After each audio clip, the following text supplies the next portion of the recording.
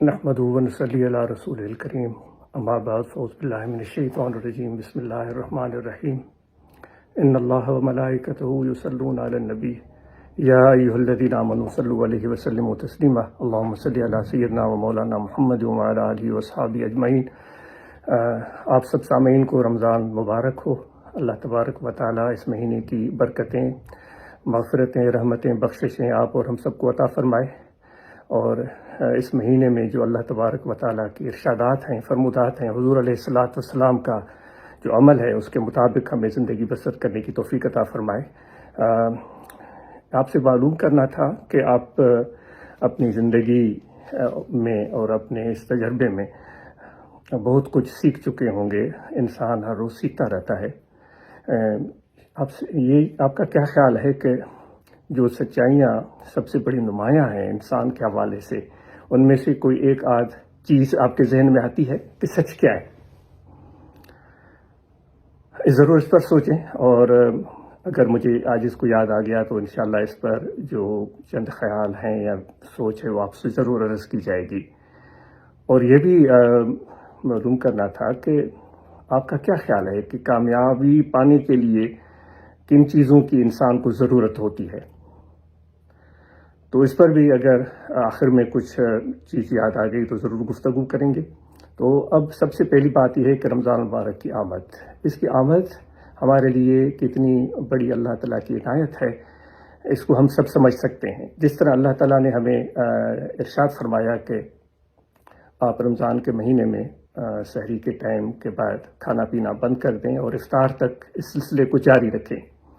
تو پیارے دوستو، ہم اور آپ ماشاءاللہ اس بابرکت نعمتوں سے محظوظ ہوتے ہوں گے کہ سحری کے ٹائم بیدار ہونا اور پھر جو بھی ایک لوازمات ہیں ان کو پورا کرنا اور کھانا تناول فرمانا، اور اس کے بعد پھر ہم اپنے کھانے پینے کے سلسلے کو بند کر دیتے ہیں اور یہ سلسلہ افطار تک جاری رہتا ہے۔ تو اس معاملے میں ہم اور آپ کو کیا پیغام ملتا ہے؟ جب ہمارا جسم چاہتا ہے کچھ چیز کی طلب کرتا ہے، پانی کی طلب کرتا ہے، کھانے کی طلب کرتا ہے، لیکن ہم اپنے آپ کو روکتے ہیں، کیونکہ اللہ تعالیٰ کا فرمان ہے، حضور علیہ السلام کا ارشاد ہے۔ جب یہ چیزوں کا سلسلہ منقطع ہو گیا تو اب ہمیں کرنا کیا چاہیے؟ اللہ تعالیٰ نے یہ ارشاد فرمایا ہے کہ اس لیے یہ رمضان ہے کہ تاکہ تمہیں تقویٰ حاصل ہو۔ تو دوستو، یہ تقویٰ کا جو تعلق ہے وہ انسان کے جسم سے بڑھ کر اس کے روح اور قلب کے ساتھ ہے۔ تو ہمارے روح اور قلب کو تقویٰ چاہیے بحیثیت ایک مسلمان اور حضور علیہ السلام کے امتی، کہ ہمارے جسم اور روح کو، ہمارے زیادہ روح کو اور قلب کو اور جسم کو بھی اس تقویٰ کی ضرورت ہے۔ تو یہ تقویٰ یہ روح کی اور قلب کی ایک خوراک ہے، اور یہ چیز انسان کے ہر عمل میں اس کی جھلک نظر آنی چاہیے۔ تقویٰ کسی ایک متعین چیز کے ساتھ وابستہ ہم نہیں کر سکتے کہ ہم صرف اس کو عبادت کے ساتھ وابستہ کر دیں، یا تقویٰ کو ہم صرف کسی مقدس مقام پر حاضری کے ساتھ وابستہ کر دیں، یا تقویٰ کو ہم کسی خیرات صدقات کے ساتھ وابستہ کر دیں۔ جو ناقص خیال ہے وہ یہ ہے کہ یہ تقویٰ تو ہر عمل میں انسان کو نظر آنی چاہیے۔ جس طرح قرآن مجید میں اللہ تعالیٰ نے ہمیں سکھایا ہے کہ مجھ سے سیدھے راستے کی طلب کرو، تو سیدھا راستہ انسان کے لیے ہر قدم پر ضروری ہوتا ہے۔ سیدھا راستہ کسی ایک متعین چیز کے ساتھ وابستہ نہیں ہے کہ ہم صرف کہیں کہ پلسرات کے ساتھ وابستہ ہے، یا ہم یہ صرف یہ کہیں کہ نماز کے ساتھ وابستہ ہے یا روزے کے ساتھ وابستہ ہے۔ یہ زندگی کے ہر مرحلے کے ساتھ مستقیم کا مطلب یہ ہے کہ نہ آدمی افراط میں نہ جائے، نہ آدمی تفریط میں جائے، نہ دائیں بہت زیادہ دور چلا جائے، نہ بائیں، یعنی راستے کی بات ہو رہی ہے نا، نہ راستے پر بائیں دور تک چلا جائے۔ وہ ایک سیدھے راستے پر ایک تسلسل کے ساتھ اپنا سفر جاری رکھے۔ اب اس میں انسان کی ضروریات بھی آ جاتی ہیں، جس طرح گھر بنانا ہے، جس طرح ہمیں لباس پہننا ہے، جس طرح ہمیں کھانا کھانا ہے، تو اس میں بھی وہ صراط مستقیم لاگو ہو جاتی ہے کہ بہت کم بھی ہم نہ کھائیں، کہ بالکل ہی کمزور پڑ جائیں اور بہت زیادہ بھی نہ کھائیں کہ ہم بیمار پڑ جائیں۔ اسی طرح ہمارے لباس کے ساتھ بھی اس کا تعلق ہے کہ ہم اتنا زیادہ مہنگا لباس بھی نہ پہنیں جو ہمارے جو ذرائع ہیں، وسائل ہیں، ان سے بھی بڑھ کر ہو، اور نہ ہم اتنا ہی ایک مسکینی اور غریبی والا لباس پہنیں جو ہماری ذرائع اور آمدنی کے مقابلے میں کچھ بھی نہ ہو۔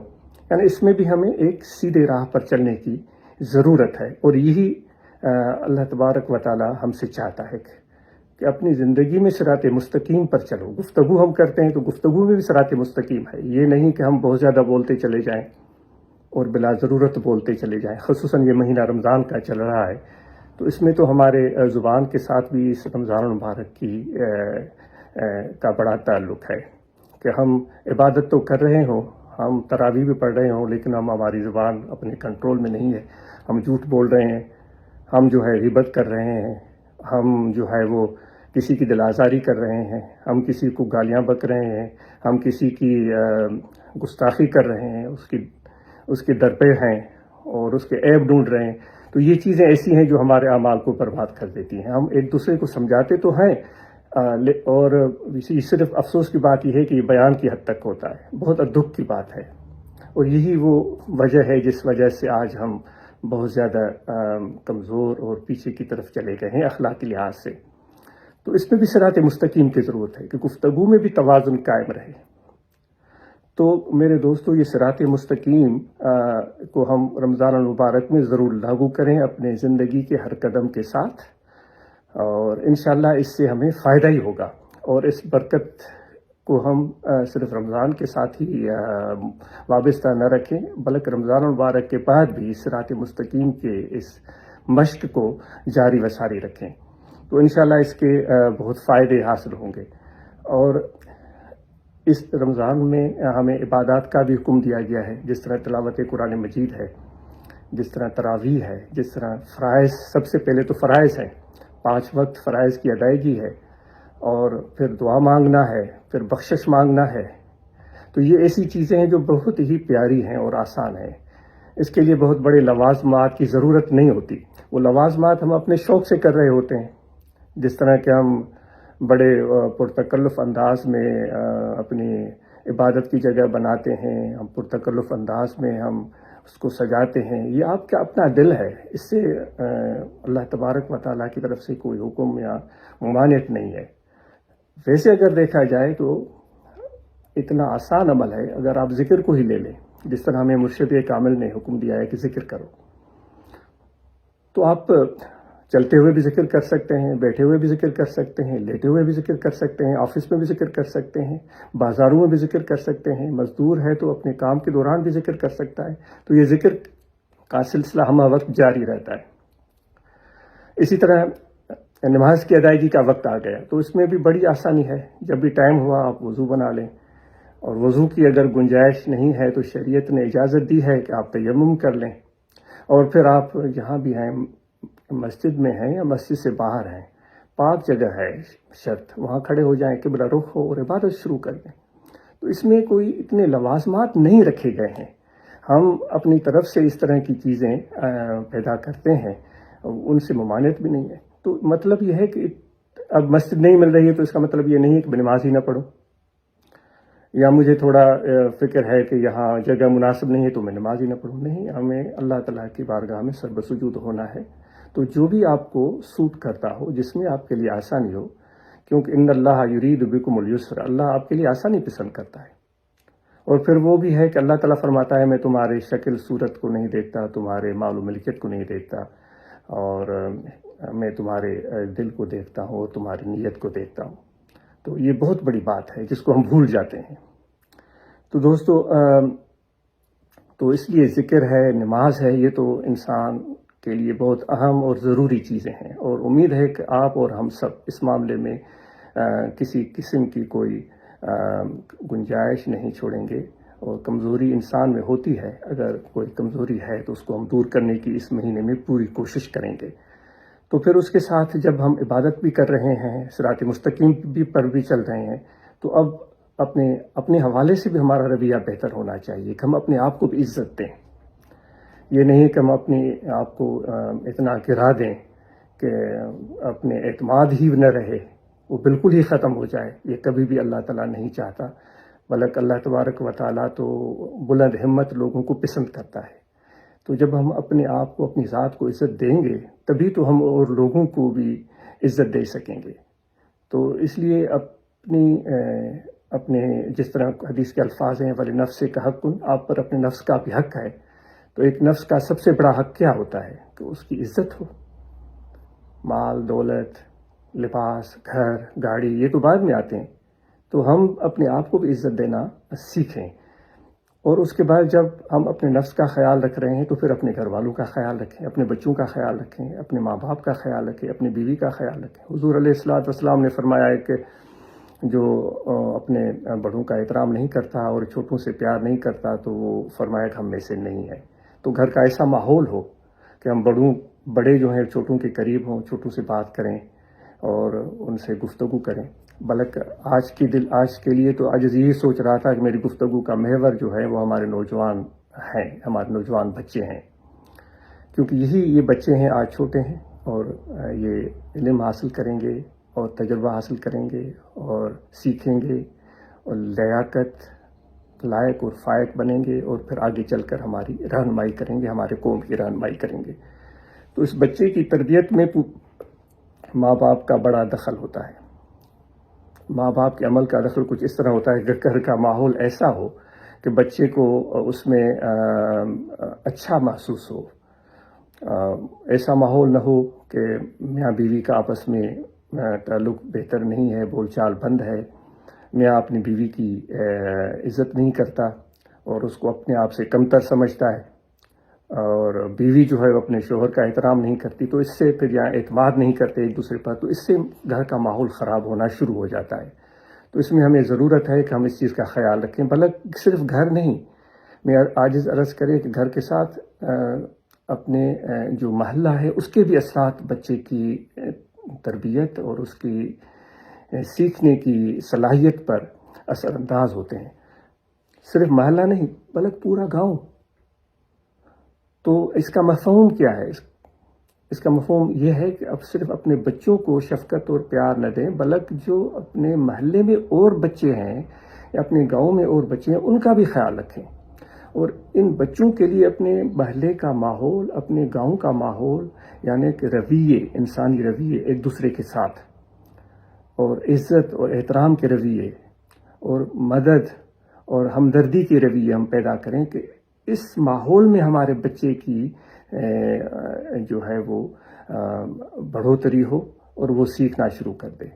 جب ایک بچہ اللہ تعالیٰ ہمیں توفیق دے کہ ایسا نہ ہو، کوئی غلط حرکت کرتا ہے تو اس غلط حرکت کی جو ایک ذمہ داری ہوتی ہے وہ صرف ماں باپ پر نہیں عائد ہوتی، اس محلے پر عائد ہوتی ہے، کیونکہ سارے اس محلے کے اثرات اس بچے پر آ رہے ہوتے ہیں، اس محلے کی نہیں بلکہ اس پورے گاؤں کے لوگوں کی ذمہ داری، سب گاؤں پر ذمہ داری عائد ہوتی ہے جب ایک بچہ غلط حرکت کرے۔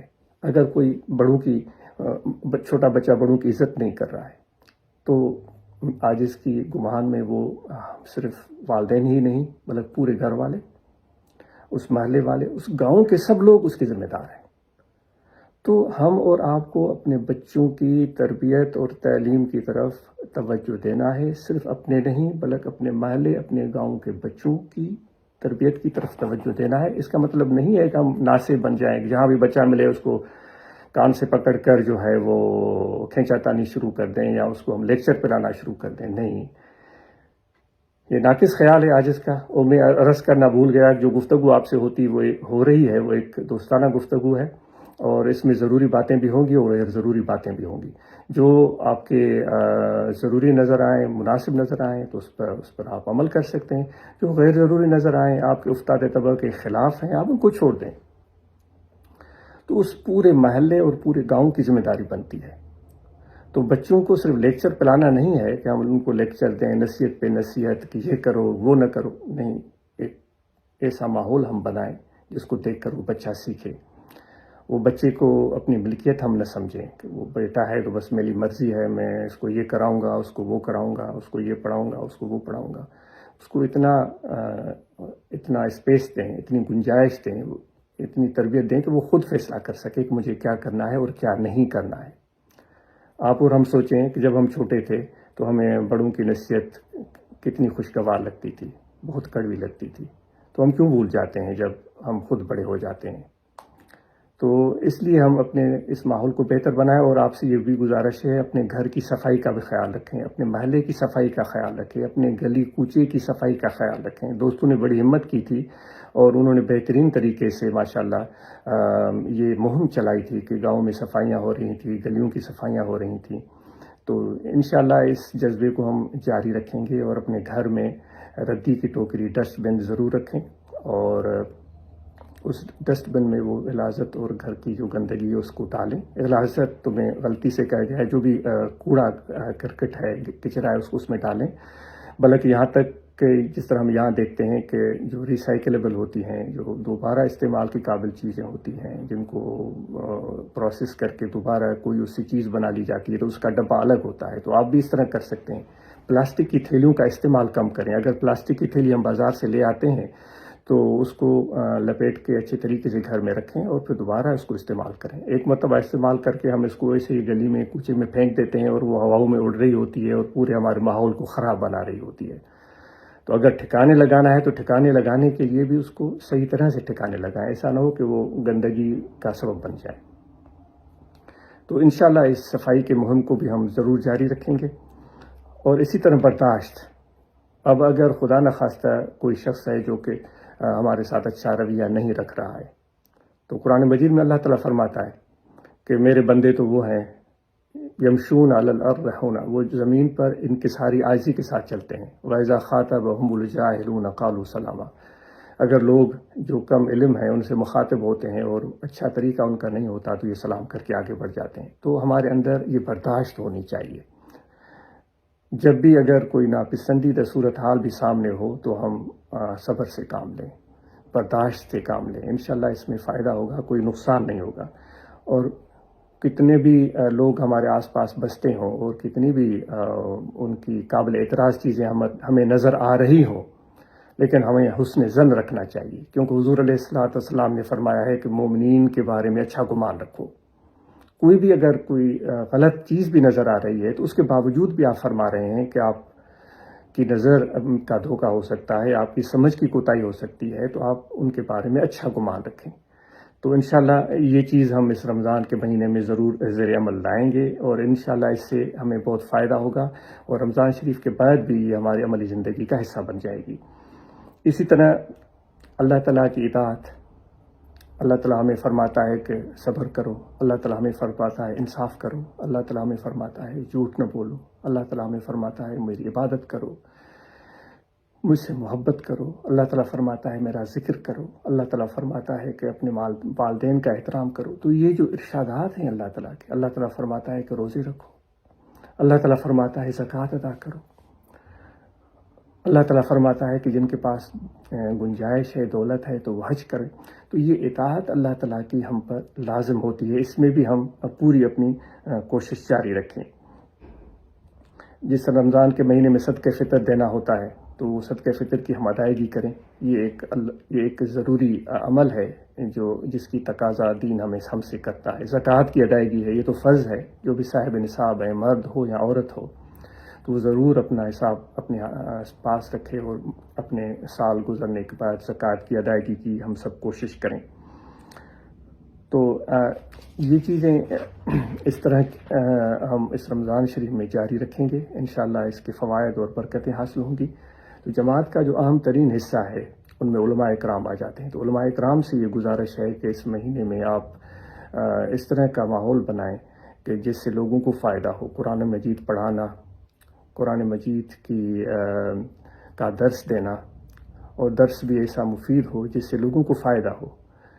صرف اس طرح کی طویل باتیں اور صرف دلیل اور دلائل اور پھر رد اور قدح، ان چیزوں میں پڑھنے کے بجائے مثبت طریقے سے اگر آپ درس دے سکتے ہیں جس سے لوگوں کو فائدہ ہو تو انشاءاللہ اس کی بڑی برکت ہوگی، اور یہی ہمارے طریقہ عالیہ کا کا مزاج ہے اور اس کی تعلیم ہے کہ خود بین بھی نہ بنے اور بدبین بھی نہ بنے. خود بین یہ ہے کہ میں تو اتنا اچھا ہوں، میں صحیح ہوں، اور لوگ صحیح ہوں گے یا نہیں ہوں گے، اور بدبین یہ ہے کہ وہ لوگ خراب ہیں، میں ٹھیک ہوں. تو یہ ہمارے علماء، ہمارے اندر یہ بڑی خرابی ہوتی ہے. تو ان چیزوں سے علماء اکرام اور ہم سب بچنے کی کوشش کریں. جماعت اصلاح المسلمین کے احباب سے یہ گزارش تھی جو ابھی تھوڑی دیر پہلے ہم کر رہے تھے، گھر کا ماحول اچھا بنائیں، اپنے بچوں کی اچھی تربیت کریں، اور اس کے ساتھ گھر کی صفائی کی بات کہی گئی. اور پھر اب اپنی تبلیغی اور تنظیمی ذمہ داریوں کو بحسن و خوبی پورا کریں. برانچ ہے تو وہ متحرک اور بہتر برانچ ہو. مثالی برانچ کا ذکر ہمیشہ ہوتا رہتا ہے، اس کو دوبارہ یہاں بیان کرنے کی کوئی ضرورت نہیں، آپ اس چیز کو اچھی طرح جانتے ہیں. اور پھر اپنے بچوں کی تعلیم کا ہم خیال رکھیں، ان کو اچھے ماحول میں ہم تعلیم دلوائیں تاکہ وہ اچھے انسان بن سکیں. اور تربیت ماں باپ کی ذمہ داری ہے، ان کو تربیت دینے کے لیے پہلے ہی ہم بات کر چکے ہیں. اور یہ بھی ایک بڑا اچھا طریقہ ہوتا ہے بچوں سے رابطہ رکھنے کا کہ ان سے گفتگو کی جائے، اور اس طرح گفتگو کی جائے کہ جو چیز بچے سننا پسند کرتے ہیں. مجھے ایک چھوٹی سی بات یاد آتی ہے، جب عاجز چھوٹا ہوتا تھا تو بالکل یہ 69 70 71 کی بات ہوگی، کم عمر سے، بلکہ اس سے پہلے کی ہوگی شاید.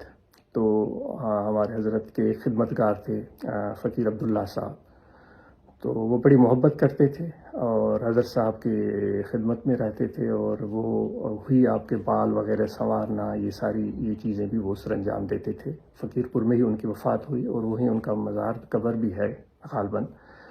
تو وہ جو ان کا یہ معمول تھا کہ جو حضرت صاحب کے نکلنے کا دروازہ تھا، اس کے باہر بالکل دروازے کے ساتھ ایک چھوٹا سا دکا بنا ہوا تھا، تھلا بنا ہوا تھا، تھلے کے ساتھ نیچے وہ اپنا بستر بچھاتے تھے. شروع کا زمانہ تھا اور اتنے وسائل اور آسانیاں نہیں تھیں. تو عاجز مغرب کے بعد عاجز کی بہن، ہم دونوں ان کے ساتھ بیٹھ جاتے تھے. تو پھر وہ ہمیں بڑی پیاری پیاری کہانیاں سناتا تھا، تو وہ ہمیں بڑی دلچسپ لگتی تھی. تو بچوں کو کہانیاں پسند ہوتی ہیں، تو کیا ایسا ممکن نہیں ہے کہ اتنی مصروف زندگی میں ماں باپ بھی تھوڑی سی کوئی کہانی ایک بچے کو سنا دیں؟ اور ان بچوں کا اس سے فائدہ یہ ہوگا کہ ان کا تعلق پڑے گا. ہم کہتے ہیں نصیحت نہیں، محبت، تعلق وہ اثر انداز ہوتا ہے.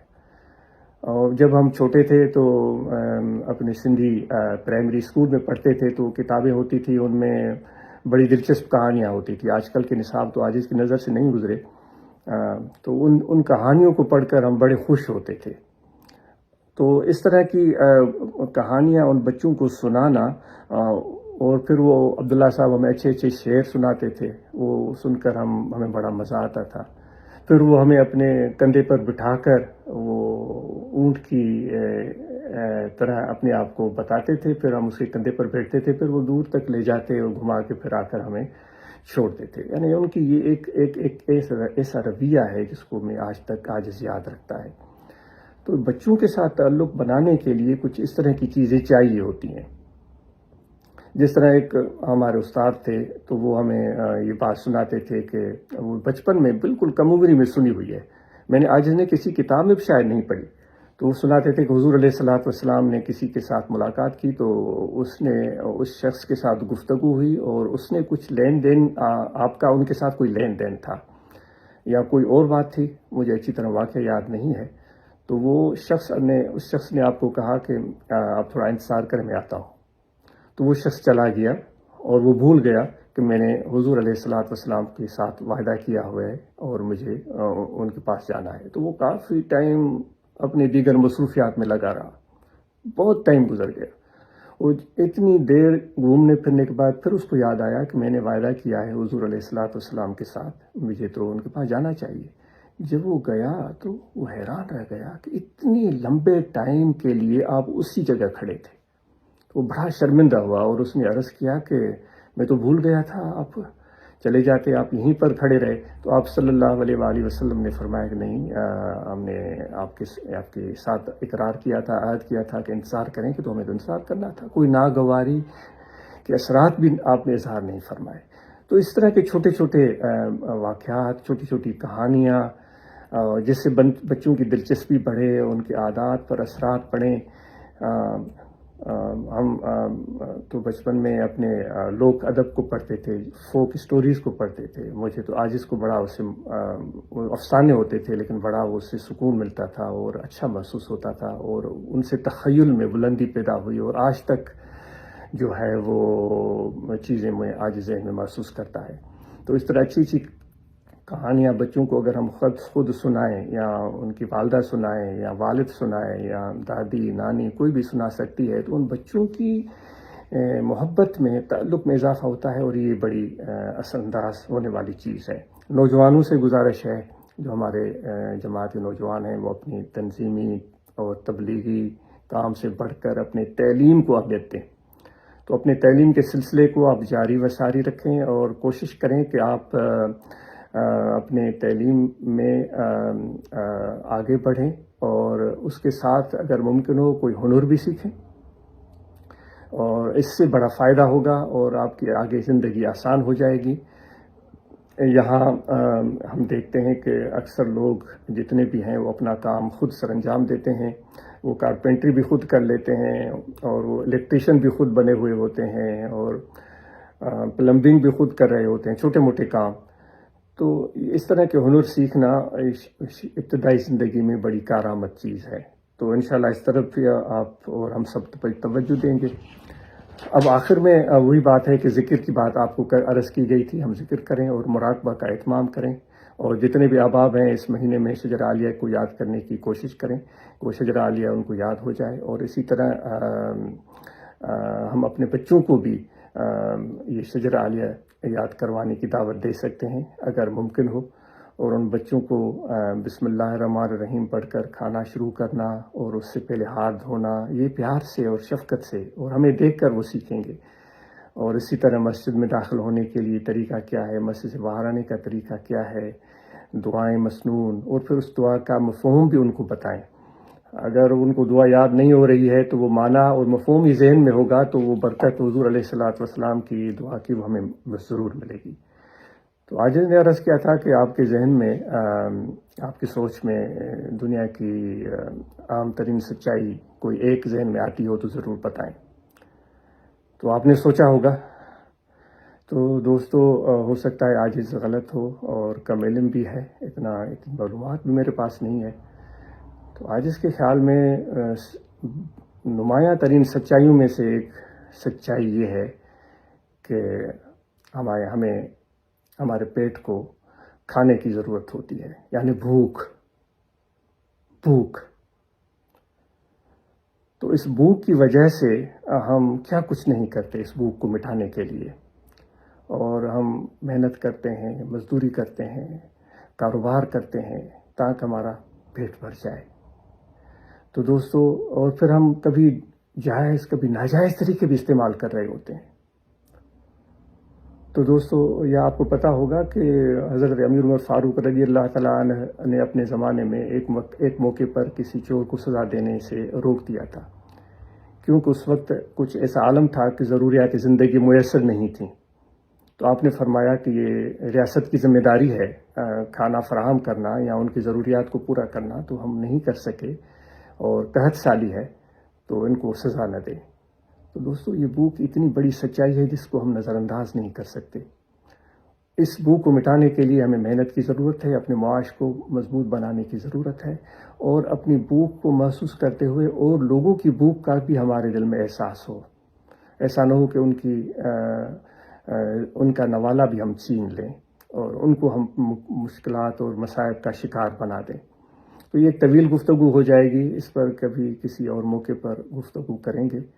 تو عبادات کے دوران بھی یہ یاد رکھیں کہ ہمارے پیٹ کو خوراک کی ضرورت ہوتی ہے، اس کے لیے محنت کی ضرورت ہوتی ہے، اور دیگر لوگ بھی اپنی بھوک مٹانے کے لیے کوشش کر رہے ہوتے ہیں.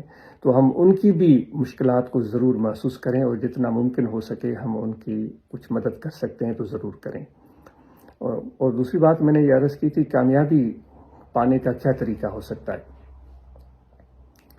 دوستو، یہ ایک الگ موضوع بن جاتا ہے، لیکن چونکہ عاجز کی یہ تمنا تھی کہ آپ اور ہم سب سوچیں، غور کریں، تو یہ سوچنے کے لیے بات آپ کے لیے چھوڑ دیتے ہیں اور کچھ بات عرض بھی کر دیتے ہیں کامیابی تو بہت اعلیٰ چیز ہے، لیکن قرآن مجید میں اللہ تبارک و تعالیٰ فرماتا ہے کہ سب انسان خسارے میں ہے، نقصان میں ہے، یعنی کامیابی سے محروم ہیں، دور ہیں۔